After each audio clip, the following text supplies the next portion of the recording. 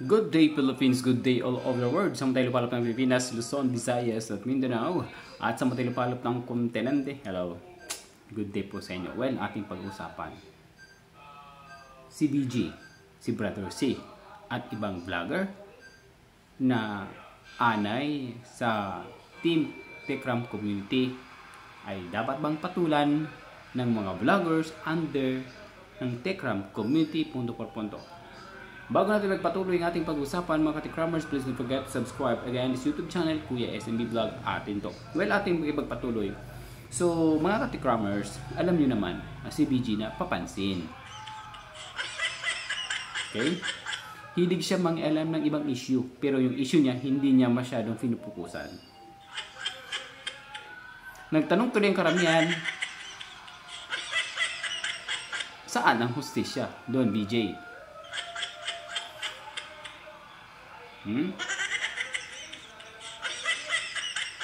Una-una, na-issue ka sa kalabaw, pero hindi mo na panindigan yun punto por punto. Ha?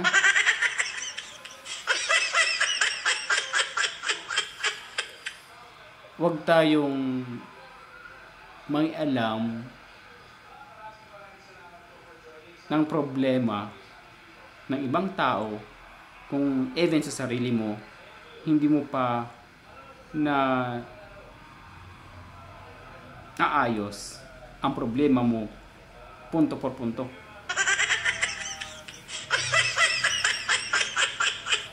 Alam naman natin na kahit saan community maraming galit kay Brother Rosie o kay BG aka BG dahil mahilig ito mangialam. Kay Kalingap nangialam siya doon. Why na kinakadiri siya. Ngayon, pumunta dito kay Tekram, nangialam din.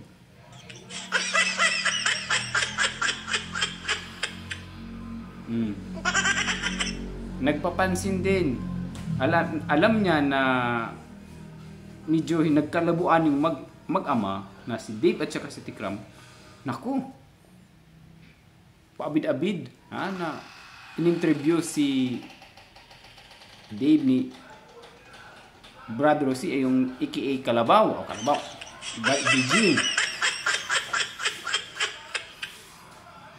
Nang nangialam si BG sa issue ng magtatay, naku, mas lalong maraming nagalit. Dahil nga pinapangunahan ang founder ng Tekram. Hilig maki. Saw-saw.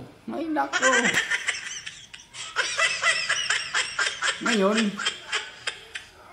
yung kanyang mga problema tuloy, hindi na solusyonan. Dahil gusto na siguro masolusyonan yung problema ni Dave. Siguro, humihingi ng commission sa mga supporters ni Dave na may ayos. So, malabo po yun.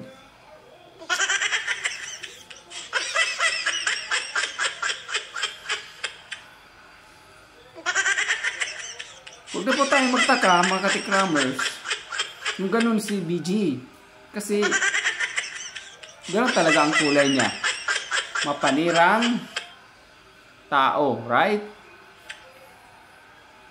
Ganun lang yun.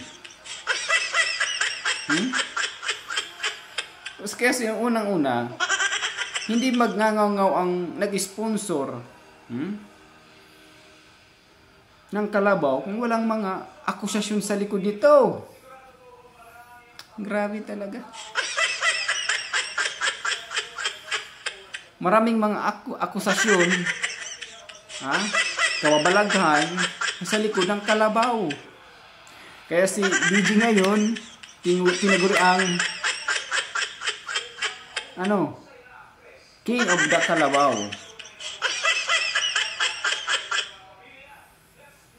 Kasi hindi, I don't know, kung alam niya yung ginagawa niya. Kasi for me, be serious na, maging serious na tayo. Hindi talaga tama yung ginagawa niya. Na mahilig siya mangialam. Ngayon, abot lang doon sa pag-interview kay Dave, lahat na lang tinatanong niya.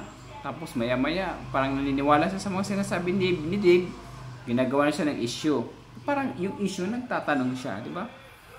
So, hindi naman siguro bubuy mga Katikramers, followers, supporters, right? Na ganyan siya mag-react regarding sa mga sinasabi ni Dave, di ba? Hindi naman siguro tayo bobo. Hindi naman siguro tayo tanga. So, well, ang ating kunan regarding po dun, kung dapat bang patulan si Balasubas, si BJ, bakit hindi? Ha? Bakit hindi? Nangatituloy mo ako. No, sinta kung hindi tayo makagamit ng eyeglasses kasi medyo ano pa yung mata ko. Ganun po. Kung magmartis natin, magmartis tayo, wagasan na natin, ano? Natatawa lang talaga ako. Natatawa lang talaga kung nangyayari kay BG ngayon. Lahat ng mga vloggers talaga ayaw sa kanya. Oo. Kinakadiri siya. Even the founder of the community, ayaw talaga sa kanya. Lahat na lang siya ang content. Bakit siya? Dahil pabida-bida ang content natin ating balikan. Kailangan bang patulan? For me, of course, yes. Ha? Kasi nag-iingay siya eh. Ano mo yung ingay na walang katuturan? Pabalik-balik na lang. Ngayon yung mga, siyempre marami kami mga soldier ni Under of Tikram. Siyempre kapag may marinig kami, even the other na mas malapit doon kita Tikram, na hindi kaya-aya, hindi nakakatulong kay Tatay Tikram, ha? Paninira para kay Tatay Tikram, siyempre babanat yung punto por punto. Ha? Babanat yun. Ikaw pa naman, siraan yung anak mo. You are the example, you are the mother of your child, right? Of your child is example. Tapos nakita mo sinisiraan yung anak mo na hindi pala ginawa ng, alam mo na hindi ginawa ng anak mo. Anong gagawin na as a nanay? Siyempre, pinagtatanggol ang anak na hindi yan kaya gawin ng anak ko dahil kilala ko. Ganun din kami dito. Ha? BJ, ano mo? Ganun din kami dito. Kasi our founder is Tekram nang hindi namin gusto yung mga content mo na nakakasira kay Tatay Tekram na ginagamit mo lang si Dave, syempre pagtatanggol namin.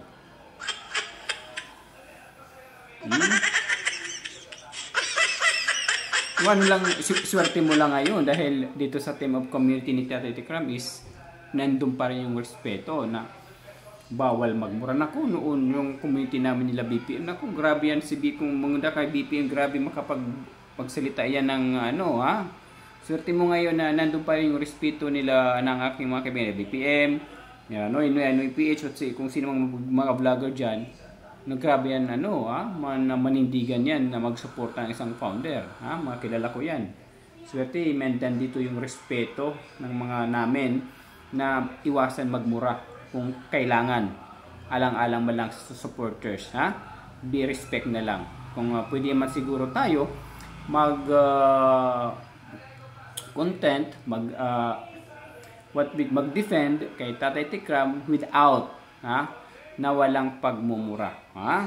Kasi ganyang sabi nila, mga ganyang mukha ni BG, hindi na kailangan murahin yan. Ha? Kasi sabi niya, demonyo na daw yan, mukha na yan. Mas malala pa raw sa kalabaw. At talaga, grabe talaga yung mga artist talaga sa labas, mga Katikramers. No? Ganun talaga. Grabe yung ano nila kay Totoo na, even me. Oo. Kasi nanonood ako eh.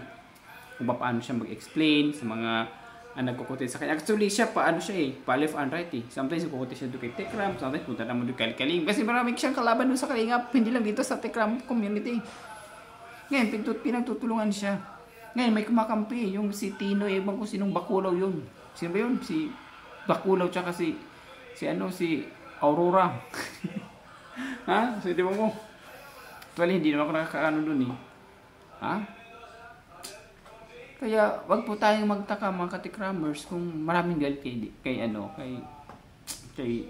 kalabaw kasi nga hilig siya mga labaw ng ibang bahay. Yon. Pabida, pabida-bida. Ha? Kaya maraming nainis. Even si Tatay Tikram galit kay BG. Gusto nga nila yung tanggalin yung mukha ng kalabaw, ilagay doon yung mukha ni BG. Ha? Ilagay doon yung mukha ni BG. Ha? Tingnan natin kung makaugong pa si BG, ha? Mukhang tao na tapos katawang kalabaw. Diba? Ganun lang po yun. Hip hip. Anyway, mga katikramers, pasensya na kung hindi ko masyadong makapag-live dahil titingnan ko yung area, yung time ko, yung slot ko, kung saan ako pwede. Pwede naman ako sa gabi, actually gabi, but iniano ko pa yung schedule ko sa daily routine ko kung kakayanin. So, abang-abangan na lang po natin mga katikramers, ha? Magkukonsert si QSMB alang-alang sa inyo mga katikramers. Magkukonsert, ha? Abangan natin. Ayusin ko lang yung yung setup. Afterwards, magkukonsert tayo punto por punto. Kakantahan na lang natin si BG. Ito kaya ang kapalaran. Agoy na malaom-laom.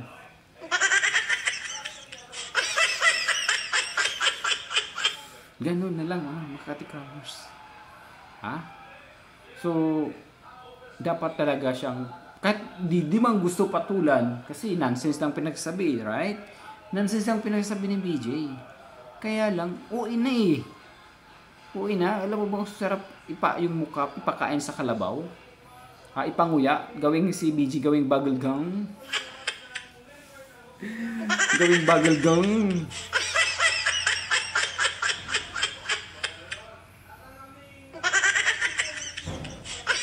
Oo, kasi hindi na tao yung kanyang mga inaano eh. Hindi na tao yung kanyang mga sinasabi. Oo. Feeling daming alam. Bakit dun ka ba? Na?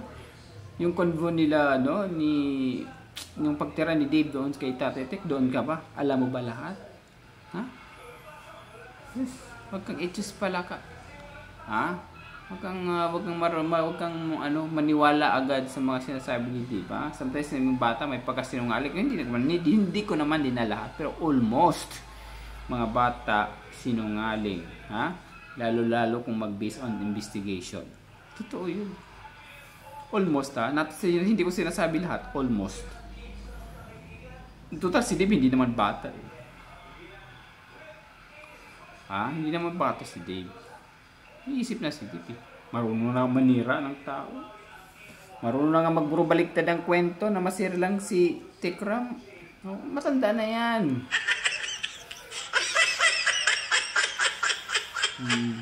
Wag patularan yung ganyang mga attitude doon.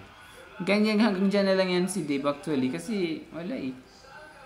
Binigyan na siya ni God ng opportunity na makipagkulas, na may taong tumulong sa kanya, na mabago ang kanyang buhay, na lahat ng gusto niya masusunod, lahat ng gusto niyang bilhin, mabibili dahil nandiyan si Tatay Tikram to assist him. But lahat ng mga kasi tayo, even mag-asawa, nagmamahalan, di ba? Hindi lahat ng oras, hindi lahat ng panahon.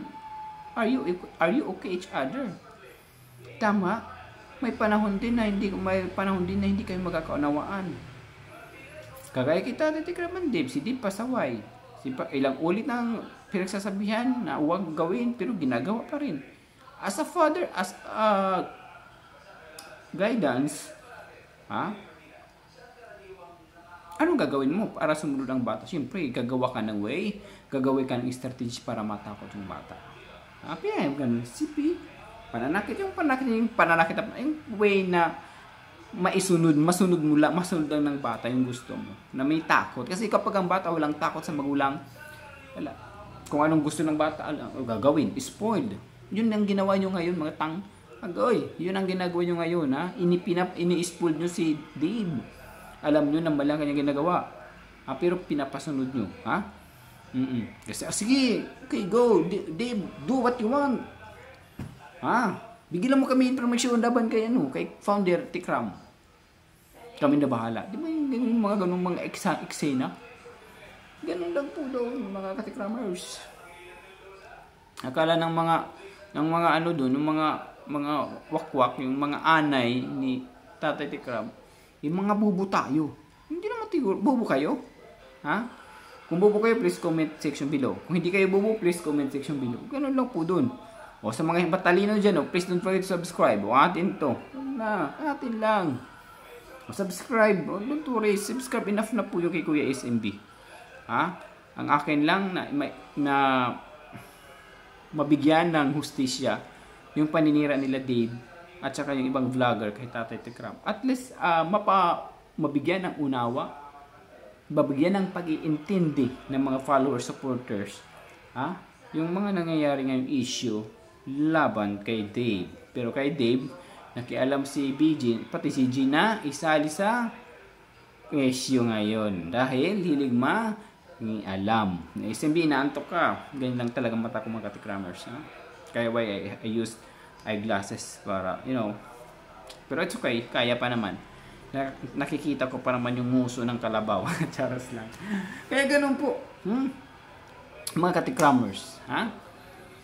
Huwag nyong tularan. Huwag nyong bigyan ng pansin. Yung mga ginagawa nila. Huwag kayong maniniwala. While kami mga vloggers, okay lang kasi to defend. We are defenders. Maraming vlogger dyan kasi nang malalaman namin na tama yung kanyang mga ginawa, hindi kasalanan sa ibang tao, hindi mali sa ibang tao. Doon kami sumusuporta. Noon. Ngayon, yung sumusuporta kay Dave, kalibin lang din ang isipan ni Dave. Ganun lang po doon. Pero kami, karibilang isipan namin ni Tatay Tikram, right? Ganun lang po doon, di ba? Oo, kaya huwag kayong i-choose pala ka dyan, maraming vlogger dito under our Tikram community. Huwag kayong ngungo dyan, Huwag kayong ngungo. Ito naman si BJ. Yung ginawa mo sa iba, ginawa na sa'yo ngayon. Yung karma, mabilis Mabilis ang karma kapag may ginagawa kang kababalagan, may ginagawa kang kabulastugan, may ginagawa kang hindi tama sa kapwa, yan ang makukuha mo. Sabi pa nga ng iba, nga. nga. O sa mga nga dyan, don't forget again sa subscribe this YouTube channel, At dito kayo, huwag tularan yan si BG. Kaya kahit nga si Tatay Tikram, galit na galit yan sa pagmumukha na yan, Sabi nila, sino ba yan? Sino bang mukhang kalabaw na walang ligo-ligo? Diba? Ganun lang po doon ng mga katikramers. Actually, hindi naman dapat patuloy yung issue na yun kasi hindi naman si kasali, kaya lang yung kanyang mga ginagawa para pinapakutsaran niya sa mga supporters na tama si Dave, mali si Tikram. Diba? Tama yan ang kanyang gustong iparating sa inyo mga katikramers. Hindi bubo. Hindi naman tayo bubo. We are not bubo. We are smart. Kahit isang salita lang, kahit galaw lang ng tao, mahahalat ako. Doon ako SMB psychology ka ba? Basta. Isang tingin ko lang, alam ko na, nagwali mo, ano ang tupak mo, di ba yung mga ganong eksena? Malalaman mo yan, lalo kung pag nagsama kayo sa isang bubong, tapos malalaman mo yan. Ganun na lamang dun mga katikramers, yung regarding kay BJ tayo, kay Brother Jose. Ang problema lang sa kanya, hindi siya mag-alam. Sabi pa ni Balmatubang, hindi siya mag-alam, buhay ng may buhay. Pinapangunahan niya ang founder na may ayos.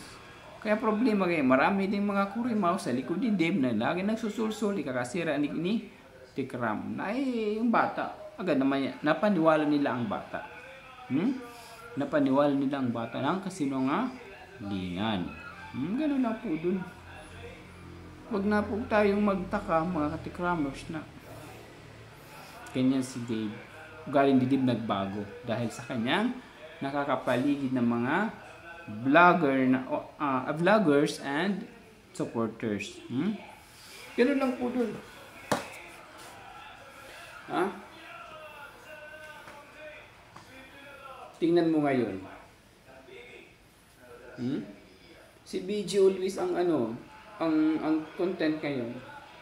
Kahit ako nakapag-content na kay BG kasi niya hindi nga makatarungan ang kanya, hindi makahustis yung kanyang ginagawa. Ang kanyang ginagawa is panluluko. Ganun lang po dun mga katikramers. Kaya kung mag-live ako, suportahan nyo ako ha. Kung mag-live ako, suportahan nyo ako ha. Oo.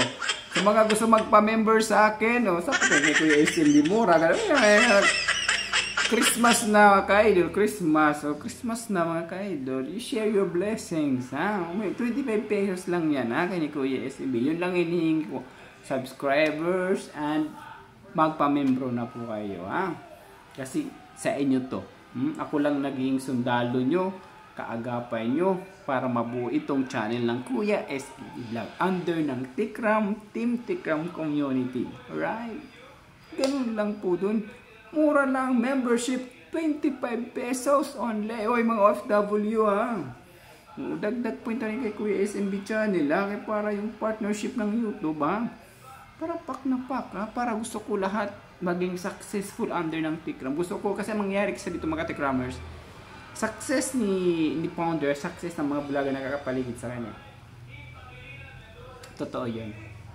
Ha? Yung mga anay, wala na. Hindi na sila makakapuk-anay, ha? Kasi, sa daan pa lang, pupukpukin na sila ng mga soldier ng founder. Right? Kaya hindi nakaka-direct to the points. Alright, ganun lang po din, ha? Mahirap kasi mga katikramers na mag-uunahan natin na hindi pa tayo doon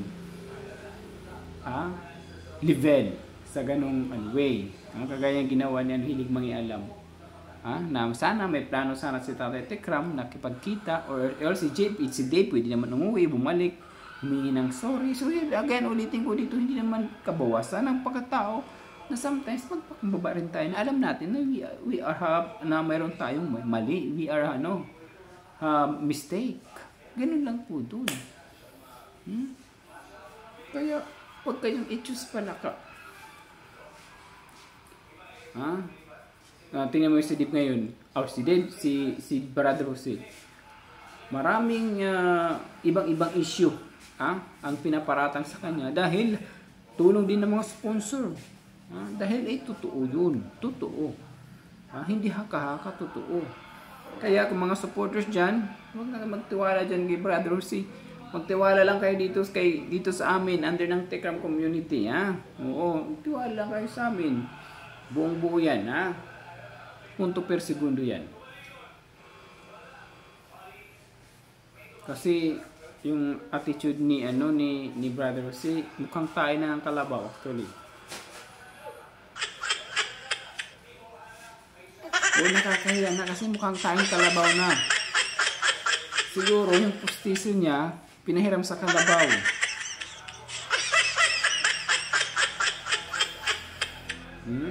Ganun lang po doon. Excuse me. Ganun lang.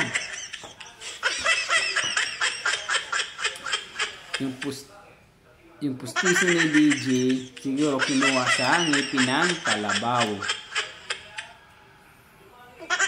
Tingnan mo yung gitna ng ngipin ng kalabaw, wala na. Nilipat kay PG, kaya yung kaingi dito, mahaba yung ngipin ni PG sa harapan. Ganun. Ganun lang po dun, mga katikramers. Bakit isipin pati ngipin talaga, ngipin pa talaga isipin involved? Oo. Niyurakan nga nila si Tatay Tikram, di ba? Kulang pa nga yun. Ganun lang po dun. Mahirap naman tayo magtapang-tapangan na hindi naman matapang. Mahirap magpakabait na hindi naman mabait. Nagbabait-baitan lang. Marami dyan. Marami nagbabait-baitan dyan, pero deep inside, ayaw. Oy, DJ. Akala mo mauto mo ka? Hindi mauto. Yung kalabaw nga, hindi mo nauto eh.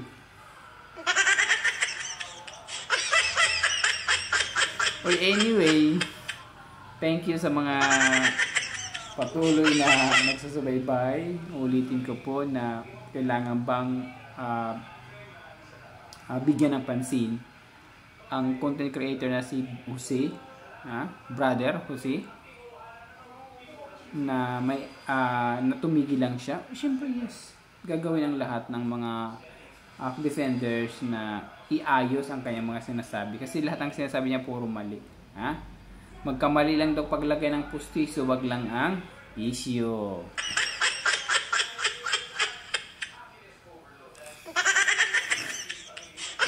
Ikaw talaga isip, pati pustiso dinadali mo, di ano lang naman, hinahalimbawa lang naman mga katikramers.